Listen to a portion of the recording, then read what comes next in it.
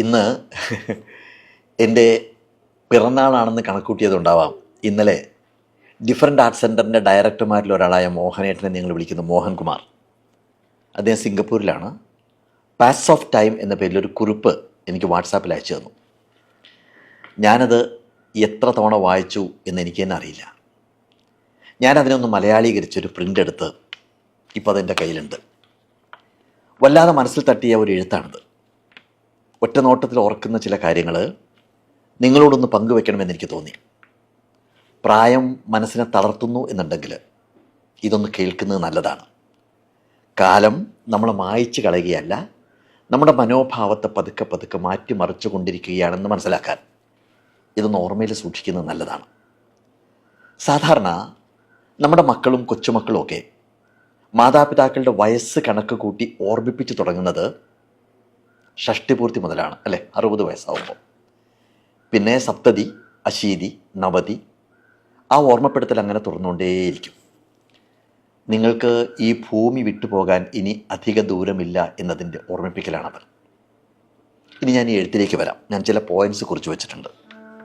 60 വയസ്സ്, 60 ആവുമ്പോൾ ഒരാൾ അകൽച്ചയുടെ സൂക്ഷ്മത പതുക്കെ പതുക്കെ അനുഭവിച്ചു തുടങ്ങും. ഒരിക്കൽ അയാളുടെ ആശയങ്ങൾ കൊണ്ട് സജീവമായിരുന്ന മുറി, അയാളുടെ വീട് ഇപ്പോൾ അയാളുടെ അഭിപ്രായം ചോദിക്കേണ്ടാത്ത ഇടങ്ങളായിട്ട് തോന്നും. ഇതിനകത്ത് വിഷമിക്കാനൊന്നുമില്ല. അത് ജീവിതത്തിൻ്റെ ഒരു താളമാണ്. നമ്മുടെ സംഭാവനകൾ ഇത്രയും കാലം ആരുടെയൊക്കെയോ ഹൃദയങ്ങളിലും മനസ്സുകളിലും നാം പതിച്ചിട്ടതിൻ്റെ ബാക്കിപത്രമാണ് എന്ന് തിരിച്ചറിയേണ്ട കാലത്തിലേക്ക് നമ്മൾ കടന്നു എന്നർത്ഥം. അത്രയേ ഉള്ളൂ, അത്രയേ അതിന് കാണാവൂ. ഇനി 70 വയസ്സാണ്. 70 ആകുമ്പോഴേക്കും സമൂഹം തന്നെ മറന്നു പോകുന്നുണ്ടോ എന്ന് തോന്നി തുടങ്ങും. പുതിയ തലമുറ നമ്മൾ എന്തായിരുന്നു എന്നൊന്നും അംഗീകരിക്കാത്തൊരു കാലത്തിലേക്ക് കിടക്കുകയാണ്. അത് പരാജയമൊന്നുമല്ല, അതിനൊരു തരം മോചനമായിട്ട്, ഒരു തരം സ്വാതന്ത്ര്യമായിട്ട് കാണാൻ പഠിക്കുന്നിടത്താണ് നമുക്ക് മനസ്സമാധാനം കിട്ടുക. നമ്മുടെ ഉള്ളിലേക്ക് തന്നെ നോക്കാനും അഹംഭാവമൊക്കെ മാറ്റിവെച്ച് ഒരു തരം ശാന്തതയിലേക്ക് മാറി തുടങ്ങാനുള്ള സമയമാണത്. അതിനെ ഒരു തരം അനുഗ്രഹമായിട്ട് കാണാൻ കഴിഞ്ഞാൽ നമുക്ക് രക്ഷപ്പെടാം. 80 വയസ്സ്, 80ലേക്ക് എത്തുമ്പോൾ ഒപ്പമുണ്ടായിരുന്നവരെല്ലാം അവരുടെ തിരക്കിലൊക്കെ പെട്ട് കുറച്ചുകൂടി ഇങ്ങനെ അകന്നകന്ന് പോകുന്നതായിട്ട് അനുഭവപ്പെടും. മുഖവരുകളൊന്നും വേണ്ടാത്ത, അധികാരങ്ങളൊന്നും ഇല്ലാത്തൊരു കാലമാണിത്. പക്ഷേ അത് ചില തിരിച്ചറിവുകൾ നേടുന്ന കാലം കൂടിയാണെന്ന് തിരിച്ചറിയാൻ പറ്റണം. എവിടെയൊക്കെയാണ് യഥാർത്ഥ സ്നേഹം എന്ന് നമ്മൾ മനസ്സിലാക്കുന്നു. നമ്മുടെ മക്കൾ, നമ്മുടെ കൊച്ചുമക്കൾ, അവരെല്ലാം അവരുടെ ജീവിതവുമായിട്ട് മുന്നോട്ട് പോകുന്നു.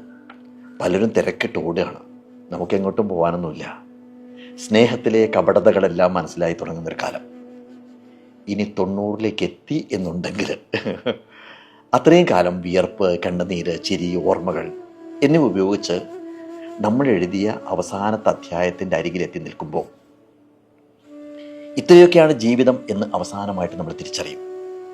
ഒന്നുകൂടി ഈ ഭൂമിയിൽ ജനിക്കാനായെങ്കിൽ എന്ന് അതിയായിട്ട് നമ്മൾ ആഗ്രഹിക്കാൻ തുടങ്ങും. ഇങ്ങനെയൊന്നും ആയിരുന്നില്ല ജീവിക്കേണ്ടിയിരുന്നത് എന്നും, വെറുതെ നമ്മൾ നഷ്ടപ്പെടുത്തിയ സമയമെല്ലാം ഒന്നുകൂടി തിരിച്ചു കിട്ടിയിരുന്നെങ്കിൽ കുറേ കൂടി ഉജ്ജ്വലമായിട്ട് ജീവിക്കാമായിരുന്നു എന്നും മനസ്സിങ്ങനെ ആവർത്തിച്ച് പറഞ്ഞുകൊണ്ടേയിരിക്കും. പക്ഷെ നടക്കില്ല.